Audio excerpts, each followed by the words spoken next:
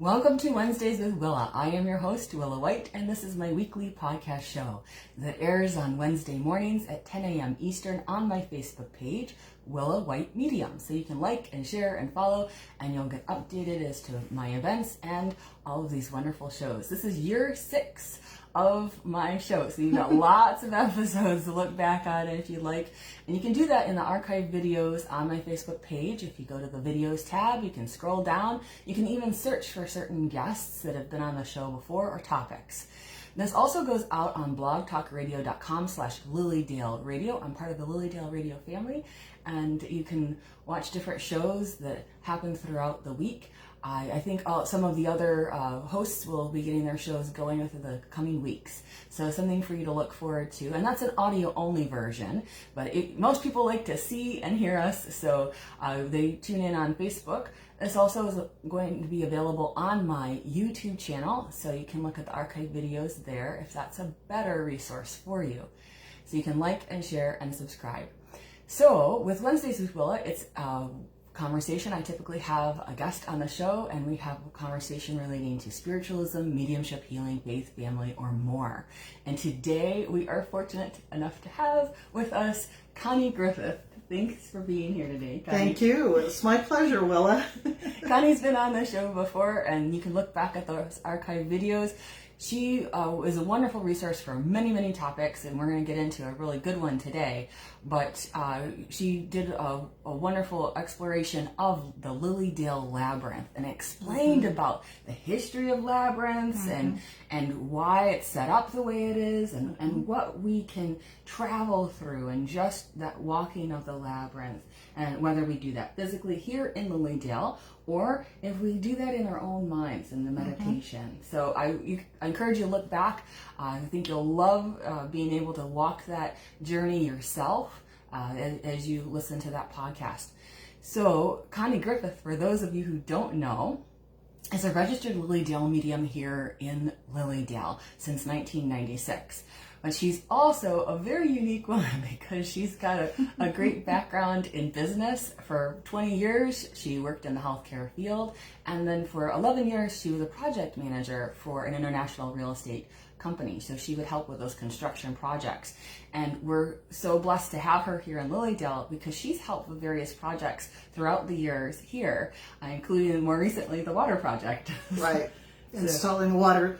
So mine was figuring out how to find the contractor, write the specs, get bids for Lilydale's portion of the installation of lines from the mains to their buildings. And I took that on as a volunteer project for Lilydale, as you do. Thank you.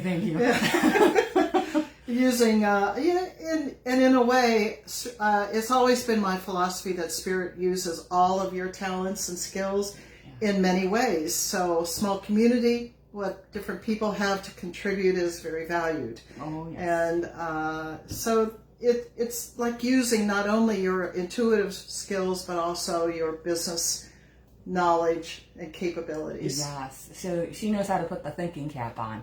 Thank you. For sure. Hopefully I still have that capability.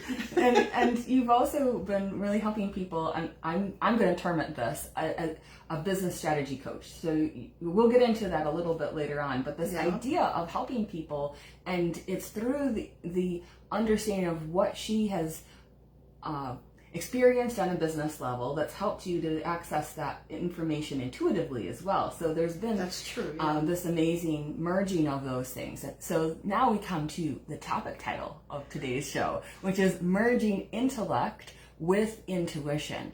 And that's sometimes a difficult thought for people because they're just like, I am left brain. I don't understand how to be intuitive, or I'm intuitive and I don't understand how to blend that with my rational mind.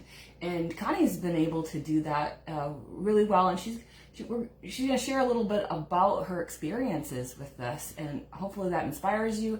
And also, tips will happen along the way as we have this conversation of maybe they'll be an inspiration for you to be able to utilize that in your life here and now. So I hope you're excited about merging intellect with intuition, and let's talk to them a little bit about how you've been experiencing that over the years now. I think early on my main focus was learning a job, being felt to be competent and capable in the business world. And, you can see the gray hairs here, so recognize that my efforts along those lines were in the 1970s when women could not even get a credit card in their own name, and having to step up and know that I was capable and put myself out there as someone who could do the job. One of the things that I did early on was almost never say no to an opportunity, whether I felt I was capable or not. Sometimes I felt like I was an imposter. But when the opportunity came up, when I had taken a job in one place, someone came through and said, "Oh, do you know that the work you're doing is called industrial engineering for hospitals?" And I said, "No, I didn't know that."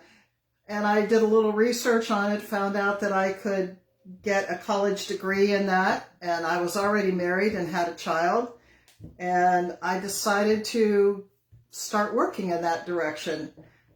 So I got my degree in industrial engineering. That kind of set the stage for moving in that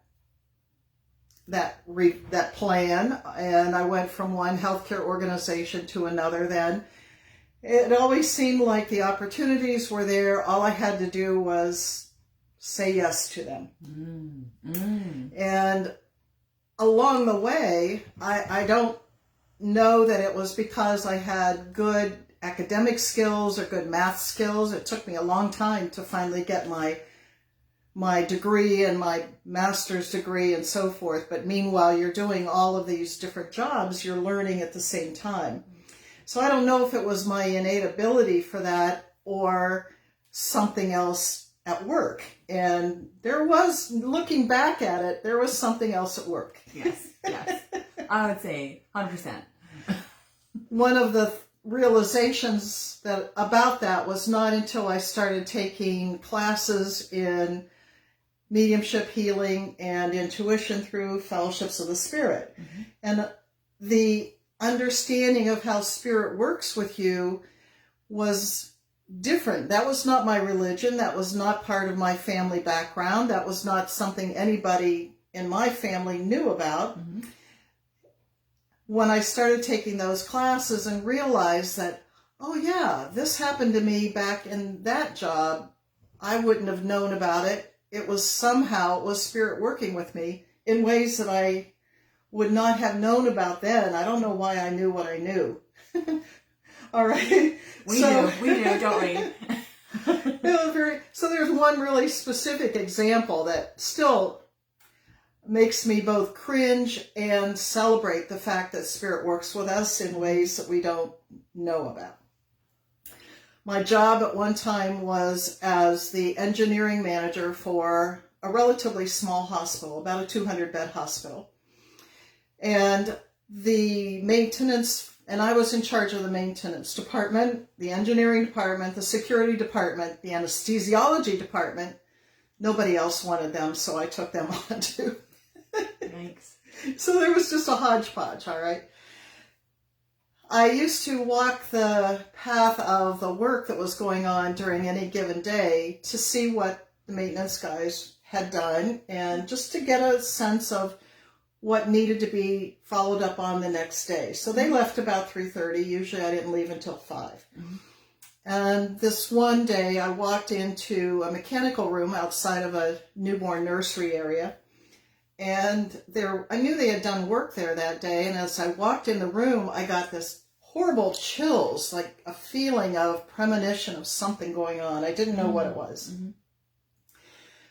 I just stood there and I looked around. There wasn't any particular indication that something was wrong. It's not like there were parts laying around the floor or anything there. Right. So I went out before the days of cell phones, got hold of a phone at the nurse's desk and called the maintenance supervisor.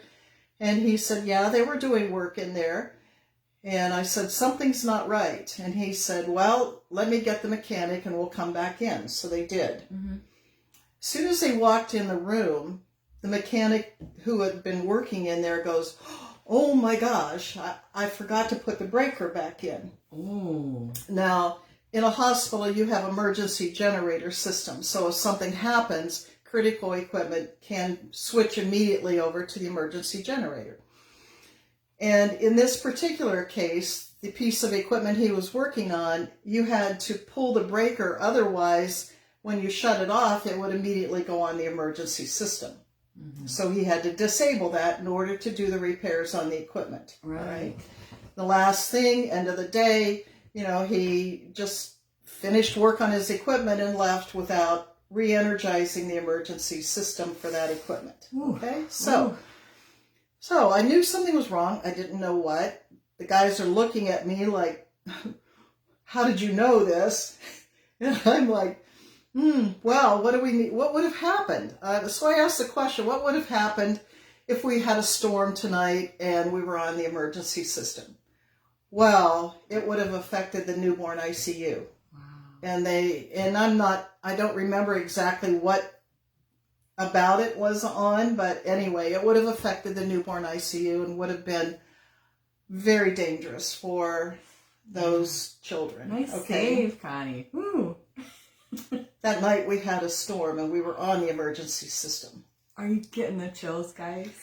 And I'm feeling them all over again because without Spirit intervening in that situation, lives would have been affected. Absolutely. So when you put your intention, and always my intention was to not only do a good job in the sense that I want to show that I can do a good job, but also, and I think any healthcare worker can relate to this, you do the job because of that intrinsic value that what you're doing is going to be helpful to others. And that was always my intention. So Spirit found a way to work with me, even though I did not know anything about how that works. All right. And there have been several situations over the course of my early career where I realized, I could look back and I could see where that happened. Once I started learning about spiritualism, once I started learning about how Spirit works with us, then there became a more, I don't know if it's consciousness about it or a sense of expectation that Spirit would be not just a fallback position, but one that was really vital to be brought forward. So it's like you check in then, all right? It's not just something in the background. You check in. Is this the right way for me to go on this?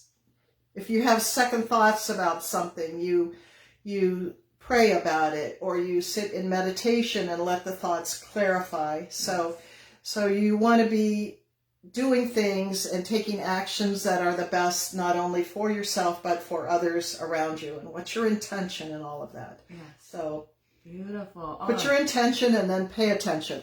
There you go. Put your intention and then pay attention. Yeah. And when we have those kind of intuitive leads or divine hunches, the rational mind has a tendency to try to shut it down. It says, oh, really? Oh, yeah, what are you going to say? What are you going to do? Because you just have the sense you need to follow up with a person. You need to go to such and such a place. You don't even know why. You just know you have that nudge, that hunch. And if you don't follow through on it, what happens? You kick yourself later. Well, that is true. That is true. And so it's involving us in this understanding that when we get that, we follow through. And even when we follow through and we still don't understand, that's okay too. Like it's one of those things where, yes, you might save the day, as it were, but it might be that you were there to network with a certain person that needed your presence in that particular moment. It's not always about you getting ahead or you getting what you want. In that sense, it's about that greater picture, that web of all. I think in the engineering field and in the business field, there's such emphasis on being right, on having all your ducks in a row, having all of your data, and your data is going to give you the exact right or wrong, yes or no, make this decision or that decision. And yet we all know from the political scene how easily data can be manipulated in many different ways. So you have to recognize that it's not only what you are seeing and experiencing in your knowledge base, but also how that seems to fit in other ways. And the more you learn about how spiritual people have taken action about things, and the more you get an opportunity to experience it yourself, the easier it is to let go of that I have to do it perfectly or I have to do it exactly right, and realize there's a greater something at work. So I have another story to tell you that is kind of funny. I just have to emphasize that what she just said, I don't want anybody to gloss that over, because that was an extremely important point. That understanding that we might want to get it perfect. There's that. I remember being very left brain in school. I was always going for the A+. And, you know, if I got an A-, you know, I remember feeling that way and not wanting to fail in any of those endeavors. So there's a part of you that has to kind of release from that level of expectation. Always be striving upward and onward, but there's a balancing act that happens. That's right.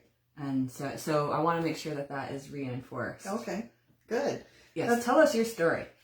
Well, Willa mentioned the labyrinth earlier, and the labyrinth was one of my first introductions to using an intuitive sense and gaining answers from that. So it was a labyrinth, and that same class that I took on the labyrinth also included dowsing.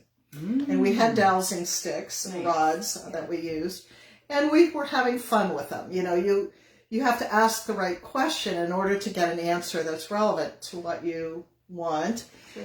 So in using the intuitive tool of dowsing sticks, I had studied that here in Lilydale for a weekend, and then I went back to my job, which at that time was working for St. Vincent Hospital in Erie, and we had a $50 million project, and I was a project manager for that particular project.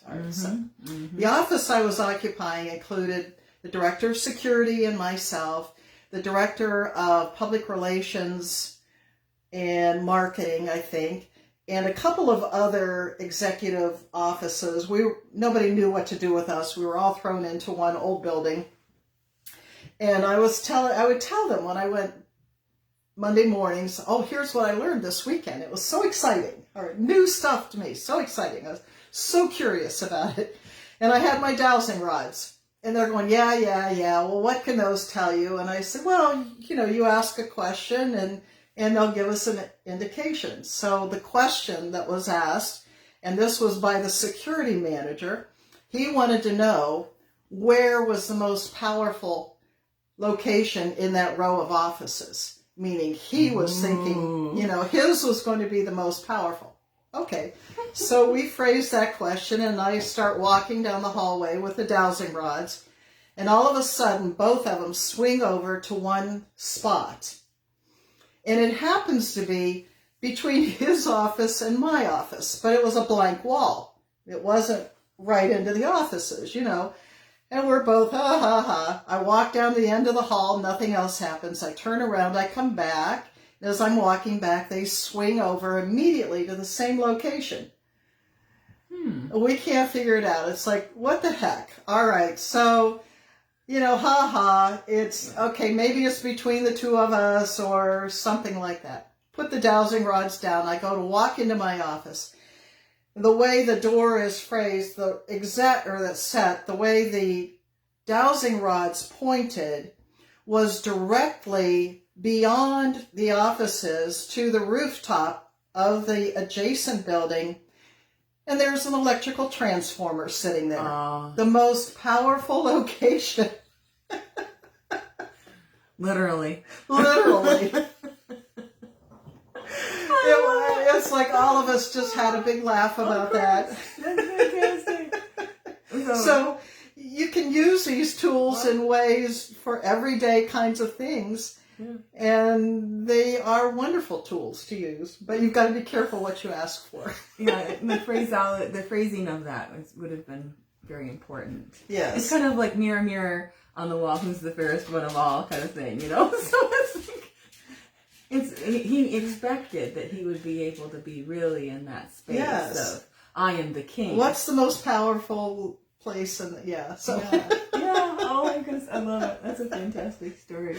And, some of the things that Connie has experienced, some of you may have had some instances where that has happened. Feel free to share that in the comments for the show, because I think people learn and are inspired by other people that have those incredible synchronicities and alignments where you can feel that the spiritual energy has converged for the learning, for the lesson, for the betterment. And I think it's very inspirational. I'm wondering if we should move into the understanding of how you have merged that for clients, because you've really helped some people in that business strategy coach way.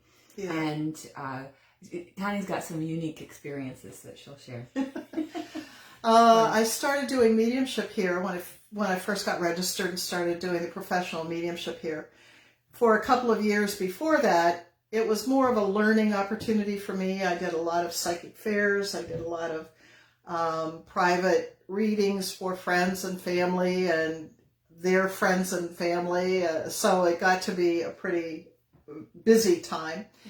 And that was still during the time when I had finished up my schooling here, but I was still in the process of a lot of learning. Right. And there are a couple of things that happened. One, and as a medium, I think, at least for me, I'm not fully aware of what I'm saying to someone in a reading. My conscious mind does not remember it unless there's a conscious discussion about it during that time. So I may have remembered that client. Maybe I remember their face or perhaps their voice or something about them. But it's very rare when I will remember anything specific. And I'm sure every medium has wonderful stories to tell about things they've heard of after the fact. Sure, yes. So one, I was working at a psychic fair, and this couple came to me, and the reading was to be for the wife. She had had some issues going on and was wanting to know if those were now resolved, and the reading was really for her, but the husband and wife were both sitting there in front of me at my little work area. And when anyone is in my reading room, there's no way for me to sort out only going to one person. The energy is there. They're together, so the reading is going it's to... both of their reading. Yes. What comes through is just going to come through. So as close as I can recall, I finished her reading, and I knew there was something Spirit wanted to say to her husband who was sitting there. Now, I didn't know these people at all. Never met them before in my life. All right. And I said to him, do Oriental markets mean anything to you? And he said, they could. And I said, I'm getting a real clear message. It's only one line. I'm just going to say it to you. You take it for whatever you feel it's worth. And I said to him, stay out of Oriental markets. And he said, okay. And didn't say anything else to me, left. All right. Now, this was in the probably the mid-90s. All right. The mid-90s. So I got a call a couple of years later from this couple, and they wanted to come, and they scheduled for a reading in Lilydale, so I was registered by that time. And I did the reading for them, and then they told me their story. He was an investment manager for portfolios for people who had retired. So there's a real concern when you're managing retirement portfolios that you manage it well enough that there's going to be enough there until they pass away. Yes. They have to live on what they've earned in the past. There has to be a payout there, yes. And he took my comment to mean not invest in the overseas Japanese market. Okay? And so he was teased because that market was going crazy. It was just the best investment. Everybody around him was putting their money into that, the best thing that could happen. And he resisted and resisted and resisted And if you look back at your history, it crashed. And many, many people lost their entire retirement savings, their entire retirement investment. I did not know that. I didn't follow the markets. I wasn't someone who was, while I have a bit of knowledge about financial things, that's not something I was at all invested in at that time. Not savvy to that. Yeah. I was trying to put food on the table back in those days. But he told me that story, and he said, if I had not said that to him, and he felt at the time, so every person has their own intuition. Sometimes you know if something said to you is the right thing or not. You feel the truth of it. And he felt that at the time. Mm-hmm. And he said, I resisted and resisted and resisted. And he said, I'm so glad. And then his coworkers came up to him later and said, how did you know? How did you know? Mm-hmm. Mm-hmm. And he said, I just knew it was the right thing to do. Yes. So there have been stories, that was a pretty dramatic one. Mm-hmm. Yeah. All right. But there have been stories from clients that I've read for who come back to me and say, you outlined a business plan for me when I wasn't sure I was going to keep the job that I had. I was looking for something else. And I came into you and asked a couple questions, and all of a sudden the whole business plan was outlined. So there's somebody in spirit working with me, providing that to them in the kind of industries that I know nothing about. Mm-hmm. That one happened to be in a food service industry. I've never been involved, other than working as a waitress in college. I've never been involved in food service. Sure. And then there was also the time when I got a phone call from a client in California who was hiring for a work team. And that work team was in a technology field. And he said, I want to ask you just about the people that I've interviewed. Mm-hmm. I said, I will not tell you who to hire or who not to hire. That, I feel, is outside of any scope that I feel is correct for me to be involved in. But I may be able to give you some information that will be helpful to you in either your interviewing or asking questions or whatever. So he gave me name by name and later came back to tell me that what I had to say showed him the strengths of that person, how they might fit into the team, and the areas where they may need a little shoring up or areas where they may need a little more coaching in order to reach their full potential. So it was being of service to him in helping him understand the team that was being hired. What he did with that information, I don't know. I'm very careful about ever providing information about someone who's in the living. Very careful about that. Yes. All right. I feel there's an integrity point there that I don't want to cross. Mm-hmm. So, but when he came back to me and said, yes, he hired using that as a little bit of his input, only a little bit. It was more of a confirmation thing for him. Yeah. And he was able to strategize ways to help bring that team together to help, as was intended, to shore up those who needed a little help in one area but had a great expertise to offer in another. Mm-hmm. And it worked out for him in a remarkably effective way. Mm-hmm. So I'm very happy Spirit was able to show him ways that he used his own intuition as well, but he could use that guidance in a way that was helpful to him, his company, and the individuals who became part of that team. In a real world way. In a real world way, yeah. Yeah. So that still has happened. Sometimes when there's conflict in a workplace, I have someone calling and they're, how do I handle this? What do I do? How do I manage this? It seems that they're stuck mostly because they're so focused on all of the angst of things that have happened. Right. And sometimes Spirit just needs to give them a way to calm down. Mm-hmm. Mm-hmm. Step away from it a little bit, look at how you've reacted to things and how do you want this to go. So sometimes it's more of a coaching. Yes. all right, as well as the input that comes from spirit at that time.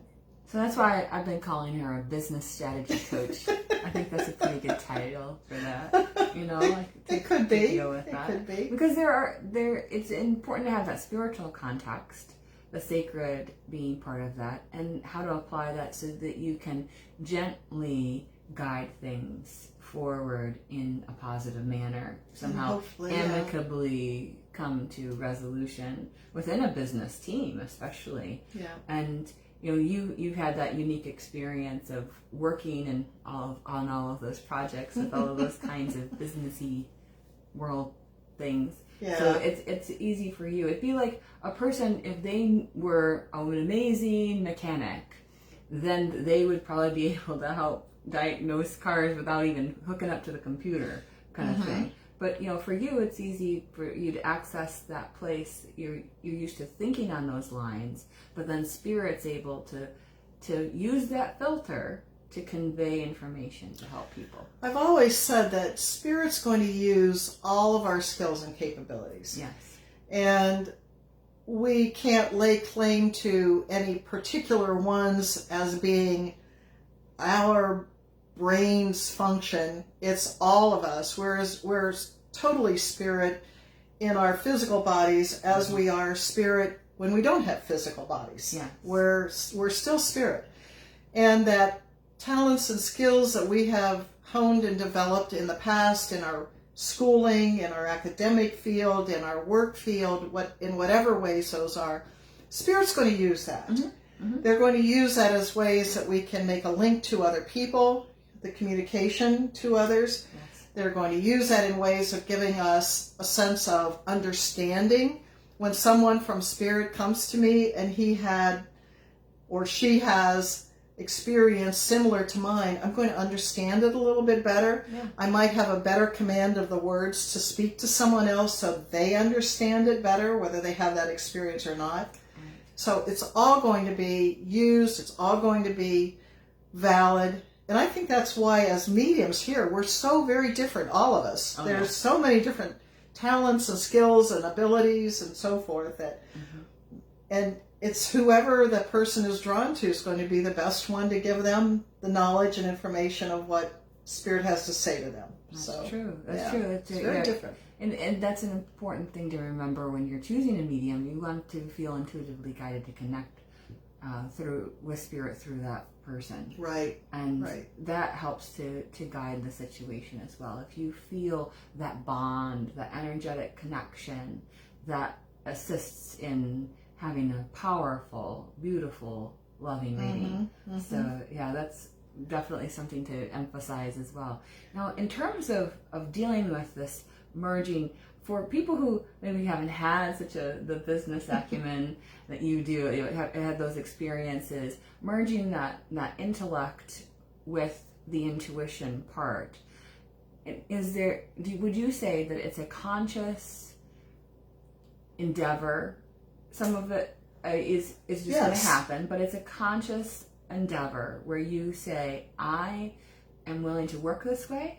I'm willing to receive information in this manner to assist my life and others. Yes, I do think that. I believe in my own experience, the key to that is settling your mind so you can be aware of things around you more. And meditation is the key for that. From the practice of that every day, in the practice of meditation, you settle your mind. And I believe that opens for you individually opportunities to see things you would not otherwise have done. When you apply that to your conscious world, your working world, your everyday endeavors, you have an opportunity to pause and let it settle in. You might look at a situation, instead of reacting to it, you give yourself an opportunity to consider it. And some would say, I'm going to think that through. But really, I feel what's happening for me anyway is it's not only the thinking, it's the intuitive connection that comes through. You can take a piece of paper and you can list all the pros and all the cons on the piece of paper, and you might have a lot more on one side than the other, and you get down to the bottom of it, and you look at that list and you say, okay, well, this tells me I should do it. It's going to be a good deal. I should go ahead with it. But if there's that point of hesitation that you experience, you really need to ask your gut and your heart, is this the right way to go? And sometimes you'll get a different answer. Mm-hmm. So, and you know, as human beings, we are excellent at rationalizing anything. True. So it may say yes, but if your feeling is no, then look at why you have that feeling. What is it that's going on with that? It may be something you're not really aware of at that moment. Mm-hmm. There's something else underlying that decision, or maybe your assumption about that decision was wrong to start with. Right. And the distinction also needs to be made that this feeling is not about emotions or moods. Correct. This is an intuitive guidance system. What does your soul tell you? Right. And when you're working in that way, I love that you explained about, you make your list and then you're like, now what? And sometimes your head and your heart are at war. And that's when I say that's when you need to speak to your soul. Your soul is not afraid. Very good, Willa. It knows that it's a spark of the divine, and as such, you have unlimited potential for love and peace and joy. And so it doesn't run on fear. Exactly. And fear of lack or fear of success or failure. It doesn't work on that level at all. And that's what your guidance needs to lead you to. Mm-hmm. And especially if you can ask yourself, is this in my highest and best good? Yes or no? Is this in the highest and best good of others? Mm-hmm. Will this impede my spiritual progress? Will this impede the spiritual progress of others? You get yes or no answers to that, you're going to be really clear about how you need to proceed. Mm-hmm. That's what seems to work really well for me. Mm-hmm. Mm-hmm. Yeah. So I agree. When you're in that intuitive space, though, the rational mind wants to get a person on the hamster wheel and wants to go into obsession of and there's that sense of let's just keep grinding this in the middle of your mind.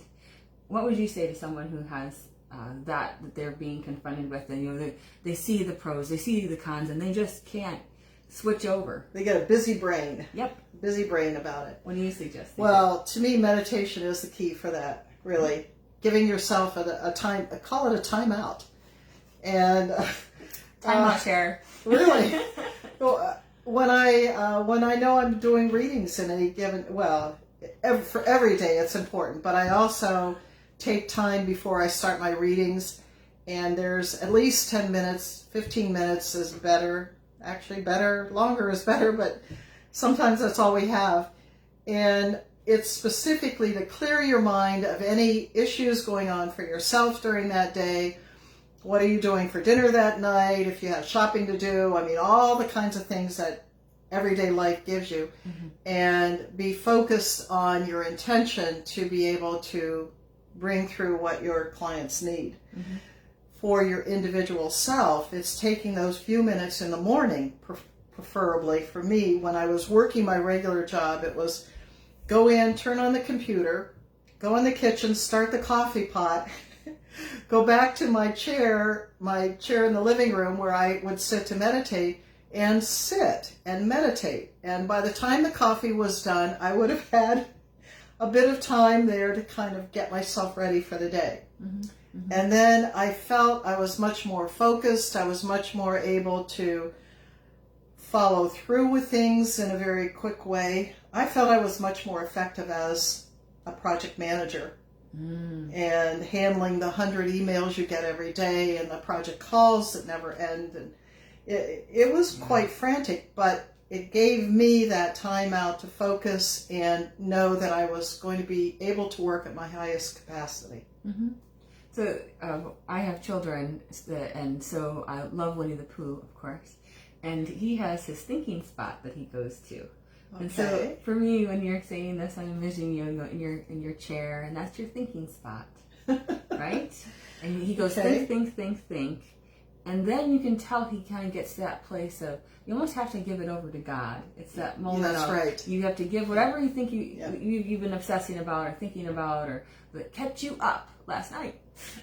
That's right. You put that aside and you say, okay, God, show me the way on this. Yeah. Or just show me that I can find peace no matter what this moment is bringing me. Yeah. That I choose through my reaction how this event is truly going to transpire. Because it's not about what happens to you, it's how you react to it. And so by having your little pause, in the beginning you say, this is what I am setting my intention for the day. And I'll always be able to come back to this moment, that pinpoint that moment of peace, and carry it with me throughout the day. Mm-hmm. So it links up so you can always go back to the peace.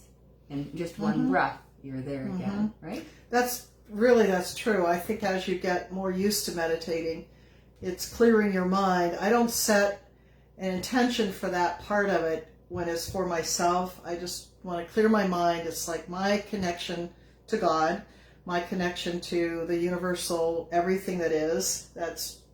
It's just there. And the meditation, I've learned different kinds over the years. For me, it's just following your breath in and out. And what you become aware of then is what you need to pay attention to. Mm-hmm. So in terms of that, that could be a word that it is could resonating. be a word, or you may see a symbol or a person's face, and an association with that. Correct. That then helps you know what to focus on in the day, or have an awareness of. Yeah. Because sometimes your intuition is preparing you for those moments of the day too. And you don't know what that day might bring. Yes. And so that's another way to merge the intellect with the intuition. And I appreciate the fact that you say, in the morning, it's usually the best time. Because you can kind of preset your energy for the day. That's right. Yeah. And it's just like if you were going to exercise your physical body, we have to have this exercise that we are communing with our soul and with the God presence within, and that's what's going to set our day up. So excellent. I see you out there walking in the mornings. Oh yes. Walking's important to me. It's like I kind of get into that space of look at the beautiful trees. Yeah. And right now we have all these autumn leaves coming starting on, to fall. And the way the sunshine comes in, and maybe smile at a neighbor as I pass them, that kind of thing. And it's just nice to be in that space. So it's like a walking meditation, kind of like similar to the labyrinth. That's right. We have our little streets of Lilydale. That's an awesome meditation place too. It is. That labyrinth. It's right next to the Lyceum building in Lilydale. It's in the Children's Acre section there. So if anybody ever wants to visit that, even in the off season, that's available for you to walk. It's a little hedge, a little low-lying hedge. You might have to find your way through drifts of snow. Oh yeah, don't try to walk it in the snow. We get mega amounts of snow here. So. Come in the spring, fall, or summer. That's the best time to do that. Yes, and you may even see the deer trying to nibble on it. They do. They keep it trimmed. I know the time's going so fast. Let's think of any last things you wanted to share today that would really help them in the understanding of blending that intellect with the intuition. So, in my experience, there are people who may call themselves more of the intuitive side, right? And they may want to learn how to use their rational mind a little bit better. Yes. All right? Yes. And so when you're very intuitive, if you ask yourself the questions of what are the reasons why, or what is the pro and the con, so you're coaching yourself to put more of the other knowledge to work for yourself. All right, so you've got to coach yourself in doing that. It's almost like knowing the answer to a math problem and then working out the details of it. So some people actually do know that. They get the answers before they work out how the problem is to be solved. So you've got to train yourself in that. For me, having no experience and knowledge or understanding of the intuitive side, all right, I actually had to learn the other way. So when I started coming to Lilydale, using dowsing rods was a tool. Another way was I was working in a building that had a bank of elevators, and they didn't have the little indicators saying which one was coming next. Mm-hmm. So I would just stand in the elevator lobby for myself and guess which elevator was coming, and then I would go and I would stand in front of it, expecting that that's the one that would be there. All right. It's just a tool. It's just, it's like you're flipping the coin in your mind, as it were. But, some people talk about finding the parking space in the garage. It's like, does this really work? And I had to learn that it does, and it doesn't matter what elevator comes. It doesn't matter if there's a parking space in the car or a parking space in the garage for your car. It was really learning to tune my mind, all right, into the intuitive. Mm-hmm. All right. So I would stand in front of the elevator waiting and have the courage to do so, even there might be other people there looking at me strangely. Such a brave moment. And then I loved it when the elevator would open and they would go, "How did you know?" So, but you learn to understand how Spirit's going to work with you. Yeah. And to me, it was like learning a new language. There was a connection to Spirit. They spoke to me. The feelings that were given to me had to be translated into something that I could make use of. So it was like learning another language. And for anyone who has a very technical mind, very engineering brain, all right, you've got to be willing to trust. You've got to be willing to set aside what you think is right and wrong, what you think is capable or not capable, and to trust that the answers are going to be there, and learn how to understand what those answers are. And I think the other part of that is, the other side of this coin here, is that when it comes to the intuition, a lot of people say, well, the rational mind is weaker than the intuitive mind. And I have to say, it's better if you're utilizing both. We need to understand that the intuitive mind needs the rational mind too, because that's what helps give words to what we're experiencing. Whole brain. Yes. So we're not trying to just be like, oh, you intellectuals, get with the program. This is about saying that there is a place for that, absolutely, in your life for both of them, and to utilize them both. It optimizes your life and your experiences, and helps you be very aware of the sacred connection rather than just living a secular life. That's very true, Willa. Yeah. Very good point. Yes. Yeah. So we want you to have the benefit of both. And with the intuition, to have the form, the shape. We've chosen to incarnate on this physical earth plane. We have. For having this experience and working through the mind and having the entertainment of all of those things, right? True. That's very true. But with this intuition, we have to allow ourselves to be open to those moments.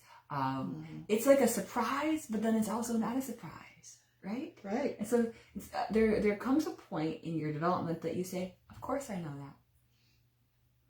that. Of course this happened. There's this place in you that starts there to becomes say, an awareness about it. That's what's normal. Yeah. to work on those levels. Yeah. So if you're not there yet, just know that you can get there, that you can set that intention in that practice and align with it so beautifully. Yeah. Thank you, Willa. Oh, very good words. I like your explanation of that. That was good. Well, you've been wonderful. Thank you. Great. Thank you. It's been fun. Yeah. I really appreciate Connie coming on and sharing about her experiences. It's fascinating the way that the intuition can be applied to real life issues, real life problems, and that we can be guided by that higher self, by angels, by our spirit team, by the God, by the divine source. So I hope that encourages all of you to utilize that in your everyday life. And you can check out Connie Griffith on her website, Connie Griffith, and you'll check out. Keep working your math problems. Keep working your math problems. Develop that side too. Develop that side too. And we're just so blessed that you came today and talked about merging that intellect with intuition. And I hope that inspired people to think more about how to apply that in your business, in your family, and in your life. So next week on Wednesdays with Willa, I will have as my guest Eileen McClure. We're going to be talking about signs of spirit. So the ways that spirit can show up around you and let you know that they're connecting and that they're there, that they love you still, and that they're very involved in your life. So stay tuned for next week on Wednesday at 10 a.m. Eastern, same place, same time. I'll see you then, guys. Bye-bye.